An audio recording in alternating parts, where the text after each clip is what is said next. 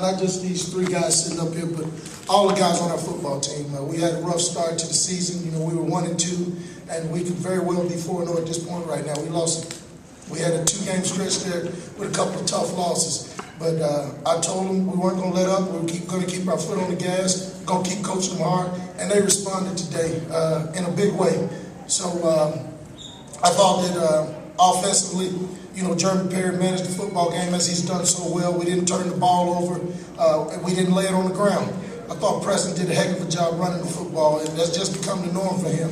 So I expect that 200 yards every week, Preston. But and this gentleman on my right is a guy that is like a son to me. I brought him to Tennessee State from Chattanooga, Tennessee. He's been with me from the defensive coordinator to this point right now, and I couldn't be more proud of him. He went out today as a captain, and he showed why he was able to go out there as a captain today, because he played so well on defense and kept those guys going in the right direction. One other guy I want to mention is a little track guy. We still love the track team, Julian Mallory.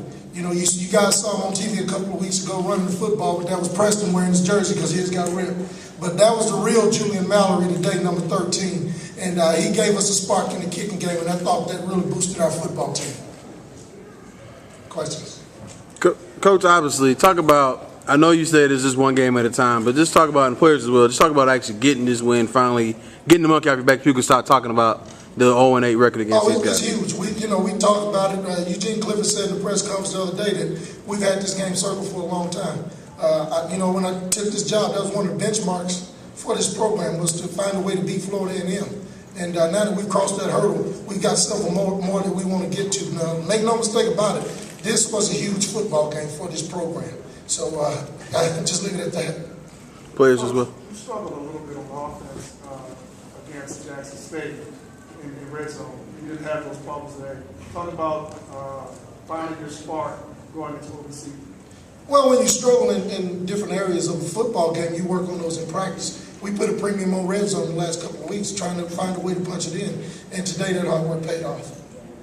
Coach, talk about how important it is for the reserve players to be able to step up when you have, key starters going out with injuries. Well, we talk about the next man in.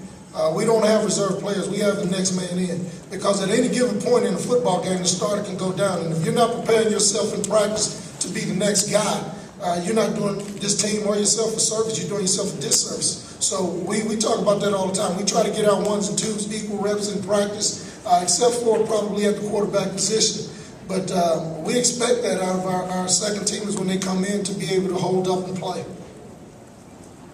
Question for Preston. Looking at last year's game, what did you do in the offseason to prepare for this year? I stayed home the whole summer and just practiced hard. Coaches stayed on me. Whether it's my teammates and the line, fullback, they just stayed on me the whole summer, and I worked hard as I ever did because it's my senior year.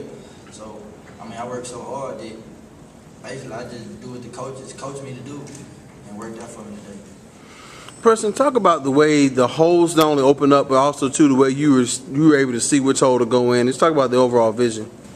The new line coach we got been working so hard with the offensive line. And the offensive line talked to me, I talked to them, I let them know what I see, they let me know what they see. So basically, I would just read my reads off of them and just make it plays.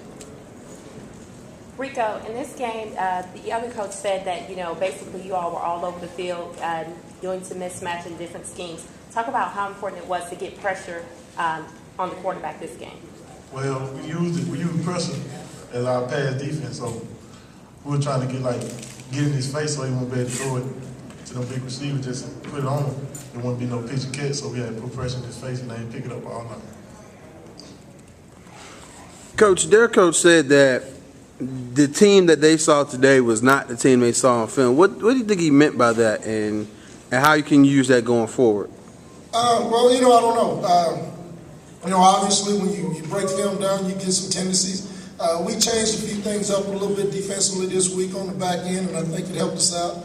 And I'm real proud of the guys for being able to pick it up and do that. So maybe that's what he was talking about. I think we played a lot more man coverage in the past couple of games than we did today.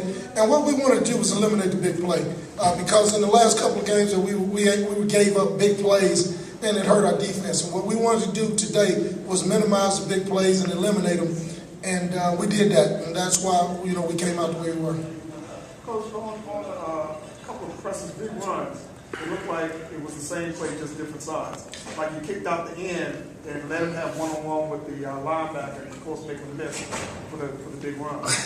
Well, believe it or not, my offensive line coach, he talks about it all. Coach, we only got 3 running plays. And like I tell our guys, you know, when we go into battle every week, I got to say, do what we do better than they do what they do, and we'll come out victorious. And today we did that. Jeremy, how important is it to have backs like Preston Brown and Dante Thomas in the backfield that can help open up the passing game and take some of the pressure off of you? I think it's very important for any team, you know, especially in this offense with our pro-style offense. We have to be balanced, be able to throw the ball as well as run the ball. And having somebody like Preston being able to run the ball for us is just a tremendous relief for me. It takes a lot of pressure off me and the receivers. And then Dante Thomas coming in off the bench, you know, he keeps it going. Rico, Jeremy, Preston. It was said during the trophy presentation that the whole heads came back and gave you some motivation. Is there something that stands out from what was told to you during that session that maybe you'd like to share with us? Well, TSU, we very historic. You know, every day at practice we got numerous alumni out there, so everything we do, we doing it for them. Like on the back of our shirts, we're going to warm up in and say tradition never graduates, and that's what we live by. Coach, can you talk about the play of Jeremy Perry? He only passed 109 yards, but he passed 50% on the field. It seems like he's just doing just enough to keep the offense moving. Well, when you rush for, what is it right here? You got the stats, a whole bunch of yards. You don't have to throw the football a whole lot. And, you know, as long as the Jeremy manager, he knows what we expect out of him. We're not asking him to win the game or run around and take a lot of sacks or do everything with his arm. We got 2 capable backs that we feel are the best in the country. I wouldn't trade for anybody in the world. Those guys that come out, they work hard every day, and it takes a lot of relief. He just told you, it takes a lot of relief off of him.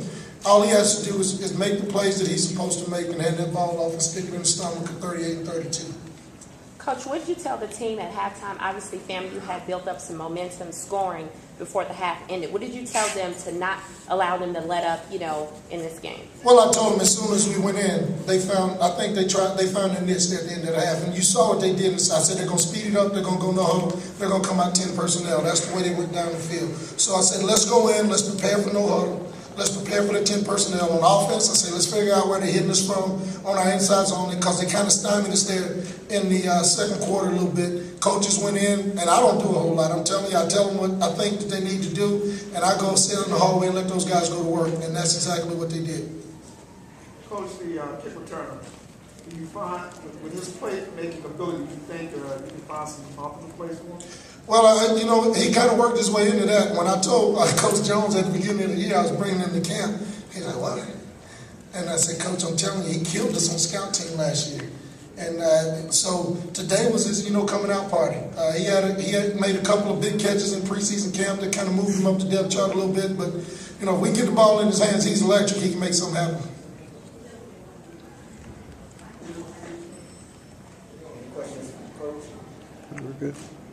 Coach, what do you think it's going to take to beat North Carolina A&T next week? We just got to go in and play good, sound football. We got to go back to the drawing board. I hope the guys enjoy this one tonight, get it out of the system. You know, they're going to get on that bus. We're going to all ride back together, you know, and you know, get it out of the system tonight, because tomorrow we're going back to work. More questions for Coach? Thanks, Coach. Thank you. Congratulations.